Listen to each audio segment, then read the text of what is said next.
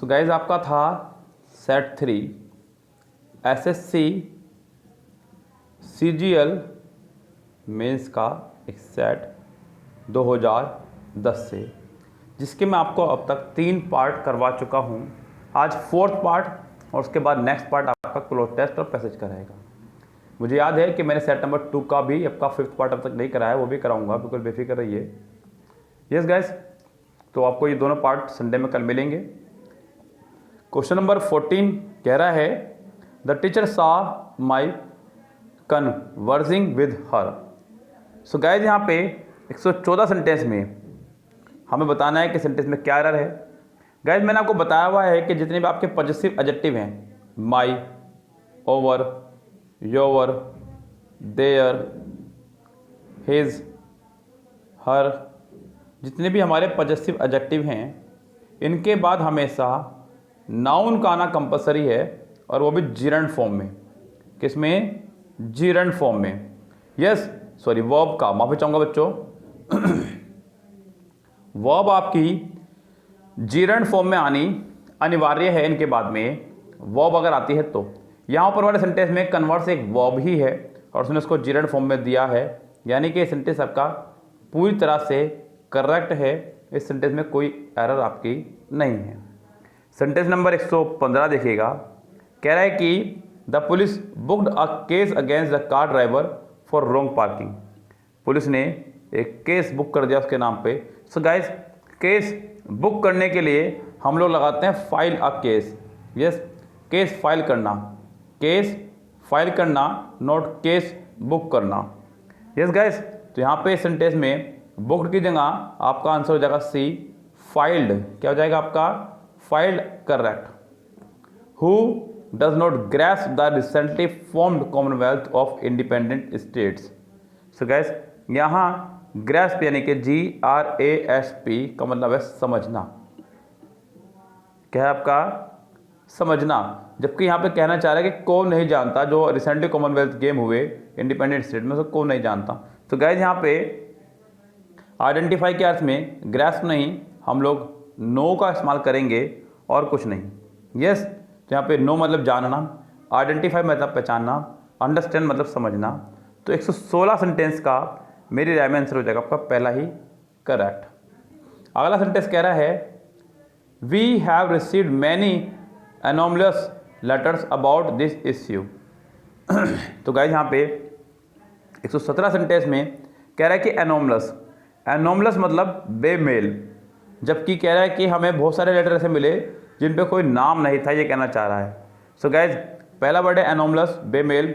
एनोलॉग्स, समरूप, सिनोनियस यानी कि समान अर्थी, और एनोनियस मतलब जिस पे कोई नाम अंकित ना हो। सो गाइज, इसका आंसर यही होना चाहिए, करेक्ट। तो इस सेंटेंस का आंसर हो जाए आपका C, correct. 118 the watchman asked the intruder who was he and why was he occupy his chair। So guys, यहाँ सेंटेंस में हमने आपको बताया है कि जब भी सेंटेंस में डब्ल्यू फैमिली बीच में आएगी तो उसके तुरंत बाद आप लोग सब्जेक्ट का इस्तेमाल करेंगे। यहाँ पे हु वॉज ही नहीं, who he was and why he was. तो सेंटेंस का आंसर आपका हो जाएगा B, correct. My watch stopped as key was not given. मेरी घड़ी रुक गई क्योंकि मैंने जो है इसको की नहीं दी थी। सो गाइज, घड़ी में चाबी भरने के लिए हम लोग लगाते हैं विंड अप। क्या लगाते हैं? विंड अप द की, चाबी भरना। विंड का सेकंड फॉर्म, थर्ड फॉर्म जो भी उसने इस्तेमाल किया है यहाँ पे, हालांकि पहले में तो कहीं नहीं है, दूसरे में ही है सिर्फ विंड का सेकंड फॉर्म बाउंड, और थर्ड फॉर्म भी बोल सकते हैं इसको आप, थर्ड में भी नहीं है, तो इसका मतलब इसका आंसर हो जाएगा सिर्फ और सिर्फ बी ही, करेक्ट। 120 देखिएगा, कह रहा है कि all that is human must revert if it does not advance. 120 sentence में रिवर्ट मतलब पूर्व दशा में लौटना, पूर्व यानी कि पहले जैसा हो जाना, रेट्रोगेट पतन की तरफ अग्रसर होना, और विड्रॉ मतलब वापस लेना, रिटायर तो मतलब आपको पता ही है। So all that is human must retrograde if it does not advance, यानी कि अगर आप आगे नहीं बढ़ते हैं तो आपको पीछे हट जाना चाहिए, ये कहना चाह रहा है गाइस। तो इस सेंटेंस में आपका आंसर हो जाएगा ए, correct.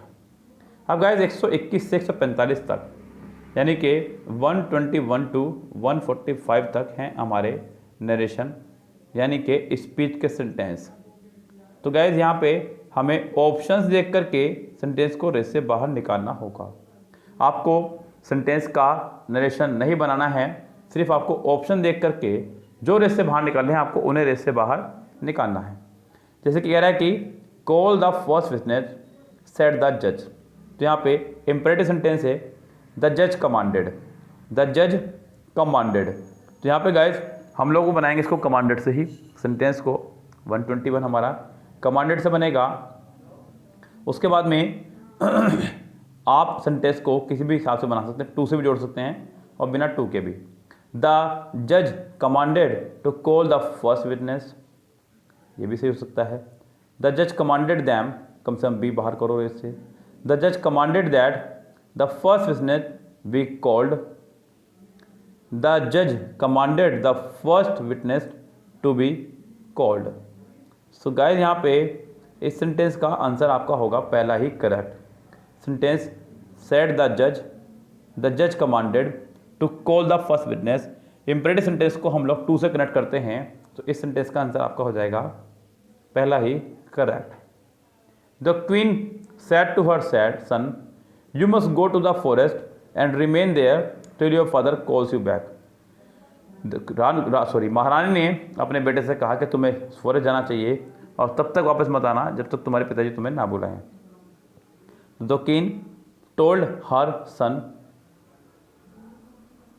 You must go to the forest, तो to go to the forest and remain there, and remain.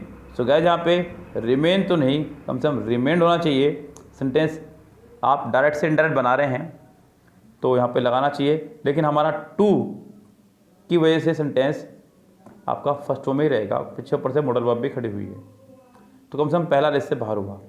The queen told her son that, बिल्कुल, he must go to the forest and remain there till his father called him back, B race में शामिल हुआ। सी race से बाहर आपका हो जाएगा क्योंकि उसने कॉल्ड लगा दिया यहाँ पे, और डी आपका टू की वजह से बाहर है, इसी वजह से ही इसका आंसर हो जाएगा आपका बी करेक्ट। अगला देखिएगा 123 क्या कह रहा है गाइस में, कह रहा है कि I said to her all your faults will be pardon if you confess them. So guys यहाँ पे सेंटेंस में आपको विल बी को करना होगा वुड बी, विल बी को करना होगा वुड बी, और आगे कन्फेस को करना होगा कन्फेस्ड। तो यहाँ पे पहले पार्ट में तो है नहीं, कम से कम दूसरे में चलते हैं। I told her that all her faults would be pardon if she confess them, दूसरे में है, थर्ड में नहीं है, फोर्थ में वुड हैव लगाया, तो इसका आंसर आपका हो जाएगा B he correct. He said to Sita, when do you intend to pay back the money you borrowed from me. Guys sentence connected हुआ आपका वैन से, किससे, वैन से। डब्लू फैमिली से अगर कोई सेंटेंस कनेक्ट होगा तो आपको डब्लू फैमिली से ही उसका इनडायरेक्ट भी बनाना होगा। यस गाइस, तो डब्लू फैमिली से सेंटेंस आपका बना है पहला, लेकिन याद रखना guys W family as a conjunction यहाँ पे काम करेगा, तो उसके तुरंत बाद आपको एक सब्जेक्ट चाहिए, नॉट हेल्पिंग वर्ब। पहले सेंटेंस में डब्लू फैमिली के बाद उसने हेल्पिंग वर्ब दिया है, इसलिए रेस से बाहर। अगले वाला रेस में शामिल हुआ B, she inquired Sita when she intended to pay back the money she borrowed from him. Guys borrow आपकी सेकंड फॉर्म थी सेंटेंस के अंदर ही, आपको इसे हैड प्लस थर्ड फॉर्म में चेंज करना था, जो कि बी में नहीं हुआ। सी पा जाइए, she inquired Sita when she intended to pay back the money she had borrowed from him, race में शामिल है। डी पे चलिए, डी में फिर बोरो को बोरो रखा, वो भी रेस से बाहर है, तो इसका आंसर हो जाएगा गाइस आपका 124 का C correct. 125 let's give a party said Jaya, let's not said her husband. Party देनी चाहिए, जया ने कहा, उसके हस्बैंड ने कहा नहीं देनी चाहिए, तो एक हाँ कर रहा है और दूसरा ना कर रहा है। Jaya suggested giving a party but her husband answered in the negative. So guys यहाँ पे आंसर इन द नेगेटिव का इस्तेमाल आप तब करते हैं जब आपसे एज ए सवाल कुछ पूछा जाए। यहाँ पे सवाल कुछ पूछा जा नहीं रहा है, यहाँ पे सिर्फ आइडियाज़ प्रस्तुत किए जा रहे हैं अपने। मैंने कहा C said to me will you go there, he said no. So यहाँ पे he replied in the negative, तब आप सेंटेंस को इस तरह से बनाएंगे। यहाँ पर ये जवाब नहीं था इसकी बात का, इसलिए आपका पहले वाला रॉन्ग हुआ। सेकंड पे देखिए, Jaya suggested giving a party but her husband oppose the idea, ये इसमें शामिल हुआ। Just Jaya suggested giving a party but husband contradict her, उसका विरोधी बना। Jaya suggested giving a party but husband refused. तो गाइस इसका आंसर बी ज़्यादा बेटर रहेगा। तो 125 का आंसर हो जाएगा मेरी राय में B he correct. The old man of Latur said alas my only son is dead. So guys यहाँ पे बात हो रही है दुख की। अलास लगता है दुख के लिए, जब कोई दुख आपको प्रकट करना हो उसके लिए हम लोग लगाते हैं अलास। ऐसे में इस्तेमाल करेंगे exclaimed with sorrow. Sentence exclamatory था तो एक्सक्लेम्ड का इस्तेमाल होना जरूरी था, जो कि आपका सिर्फ पहले सेंटेंस में इस्तेमाल हुआ है और किसी में हुआ ही नहीं है।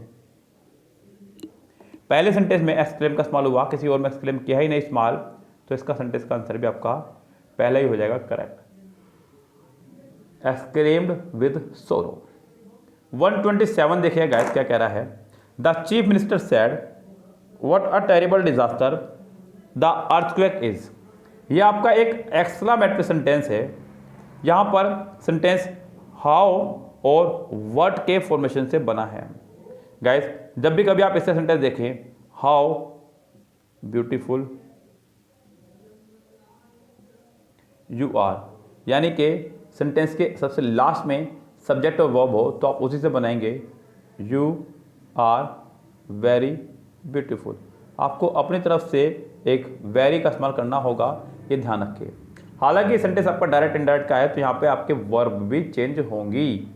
The chief minister sad, the chief minister exclaimed. हालांकि डिपेंड करता है ऑप्शंस पे, उसने ऑप्शन में कितनों में एक्सक्लेम का इस्तेमाल किया। फर्स्ट में नहीं किया, सेकंड में नहीं किया, थर्ड में किया, फोर्थ में नहीं किया। अब देखते हैं कि क्या थर्ड में वो सब स्ट्रक्चर फॉलो हुआ है जो हमें ज़रूरत थी। That the earthquake was a terrible disaster. भले यहाँ पे वेरी नहीं लगाया लेकिन बाकी सब कुछ यहाँ पे फिट था, तो इस सेंटेंस का आंसर आपका हो जाएगा C E correct. Many happy returns of the birthday we said. हमने कहा आपको जन्मदिन की बहुत बहुत शुभकामनाएं। 128। तो गाइस यहाँ पे किया जा रहा है किसी को विश। क्या किया जा रहा है?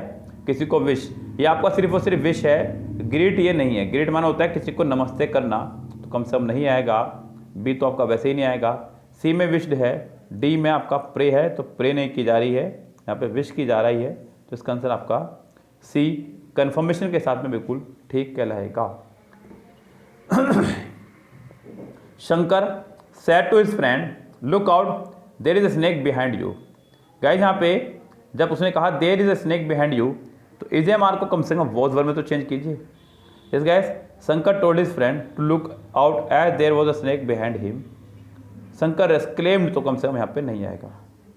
आगे देखते हैं कुछ अंतर है तो, नहीं तो फिर अभी ए शामिल है इसमें।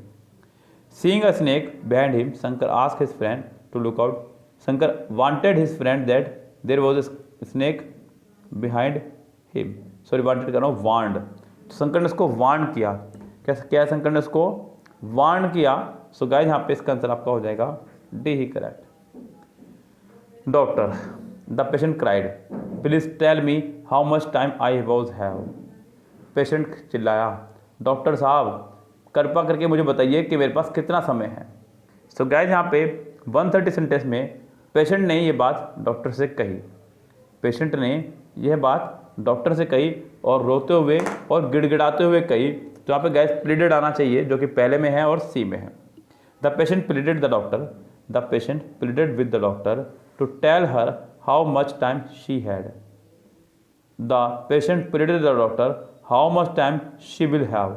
गाइस यहाँ पे कम से कम विल हैव की वजह से आपका पहला बार, अब आपकी मजबूरी है कि आपको सी ही इसका आंसर लगाना होगा। नेक्स्ट है आपका so help me heaven he cried I never steal again. Sentence में अगर मैं बात करूं तो वो स्वर्ग में देख के बात कर रहा है और उसने निश्चय कर लिया है कि अब दोबारा वो चोरी नहीं करेगा। He wanted heaven to help him so that he would never steal again. Guess अपनी तरफ से आप वुड वगैरह का इस्तेमाल नहीं करेंगे, ये आपका रेस से बाहर हुआ। एक्सक्लेम्ड का तो कोई मतलब बैठता ही नहीं है, दोनों ही बाहर हैं आपके, तो इसका आंसर मजबूरन आपको डी लगाना होगा और उसका आंसर डी ही होगा आपका करेक्ट। 132 देखिएगा क्या कह रहा है गाइस, कह रहा है कि she said I will give you ₹100 to keep your mouth shut. Will को अब करेंगे वुड, यस गाइस क्या करेंगे, विल को would. She said that she would give ₹100 to keep his mouth shut. जो सेकंड पर्सन ऑब्जेक्ट के हिसाब से यहाँ पे हिज, चलो कोई बात नहीं, हमें जहाँ दिखाई नहीं ऑब्जेक्ट कि ऑब्जेक्ट है भी यहाँ पे। तो गाइस यहाँ पे she said that she offered him ₹100 to keep his mouth shut, जी नहीं। She suggested to him that she would give him ₹100 to keep his mouth. She proposed that she would give. तो guys यहाँ पे D answer से बनाएंगे, क्योंकि ये उसका आगे एक प्रस्ताव था, हो सकता है वो 100 रुपये में चुप ना हो, वो ज़्यादा में चुप हो, या फिर वो रिश्वत ले ही ना। तो इसका आंसर आपका हो जाएगा D correct. From one of the windows of my flat I can see the Qutub Minar sad my friend 133। So gas कह रहा है कि मेरे फ्रेंड कह रहा है कि मैं अपने घर की बिल्डिंग से कुतुब मीनार देख सकता हूँ। सो गैस यहाँ पे कैन सी का इस्तेमाल किया, आप कुड सी का इस्तेमाल करेंगे। My friend told that from one of the windows of his flat he could see the Qutub Minar, बिल्कुल इसमें शामिल हुआ पहला। दूसरा इससे बाहर है कैन की वजह से, चौथा इससे बाहर है कैन की वजह से, सिर्फ सी देखिए अब। My friend said that from one of the windows of his flat he could see the Qutub Minar. My friend said that, तो गाइस यहाँ पे सेड दैट की वजह से इसको बाहर कर रहा हूँ मैं, तो इसका आंसर आपका हो जाएगा पहला ही करेक्ट। 134 देखिएगा इसके क्या कह रहा है, the teacher said to the student why were you absent yesterday. So guys यहाँ पे सेंटेंस वाई से कनेक्ट होगा, हैड भी नहीं आएगा, यस्टरडे को द प्रीवियस बोलेगा, लेकिन तुरंत बाद नहीं आएगा, पहला बाहर, दूसरा भी बाहर, तीसरे में उसने दैट लगाया, ये भी बाहर, चौथा आपका इसमें शामिल। 135 the teacher said to Ashok I shall report the matter to the principal if you misbehave again. Shall को हम लोग शुड या वुड में से किसी एक में चेंज करेंगे according to subject. The teacher told the Ashok 135। So guys यहाँ पे कम से कम टोल्ड ना लगाएं, जो अच्छा होगा, एक तरह से वार्निंग भी है। अभी देखते हैं वार्निंग वाला है क्या कुछ यहाँ पे, बिल्कुल है गाइस। यहाँ पे वार्न आपका बी में है, हम इसे बी से ही बनाएंगे, इसका आंसर हो जाएगा आपका B correct. So guys mains में आपका नरेशन का यानी कि डायरेक्ट इनडायरेक्ट का बहुत बड़ा रोल है, साथ ही साथ एसएससी स्टेनोग्राफर में भी। यस आपको दोनों में बड़ी मात्रा में डायरेक्ट इनडायरेक्ट एक्टिविटी देखने को मिलेंगे। यहाँ 136 से 145 तक क्वेश्चन यानी कि 10 क्वेश्चन मैं आप लोगों के लिए छोड़ रहा हूँ। आप लोग मुझे इसमें आए हुए क्वेश्चंस के जवाब देने की कोशिश कीजिएगा। ये रहा यहाँ पे, इसका स्क्रीनशॉट ले लीजिएगा, क्वेश्चंस आपके सामने चल रहा है पूरा अच्छे से। यस गाइस स्क्रीनशॉट लेते रहिएगा।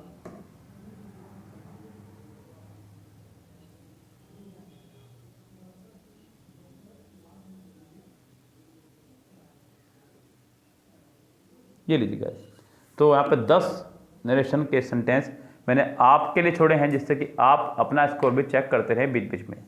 फिलहाल तो गाइस चलते हैं, लेते हैं आपसे विदा, मिलते हैं नेक्स्ट सेट के साथ में कल। Good bye, have a nice day.